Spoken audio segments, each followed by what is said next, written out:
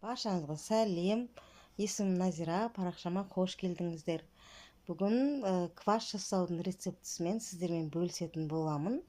Қазір жаздың ыстық күнінде осындай квасты жасап, салқындатып ішсеңіздер өте күшті. Бұл квасты дайындау үшін маған 3-4 ас қасық қант, шекер қажет болды. Шекердің үстіне 2 ас қасық цикорий қосамын. Осылай менімен бірге видеодағыдай жасап көріңіз. Өте дәмді болып шығады, және шөліңіз қанады. Ең бастысы, парақшама тіркелмеген болсаңыз, тіркеліп, достарыңызбен бөлісіп қойуды ұмытпаңыз.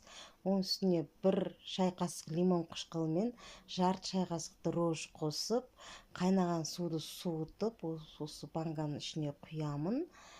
Кішкенесін құйып, жақсылап қасықпен араластырып аламын.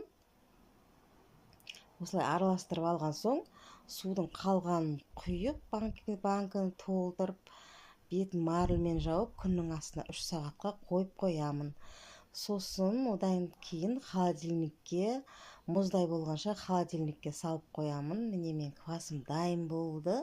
Өте керемет, дәмді болып шықты. Осылай менімен бірге жасап көріңіздер. Видеомды соңына дейін қарағандарыңыз үшін көп рахмет. Парақшамда келесі кездескенше сау болыңыздар.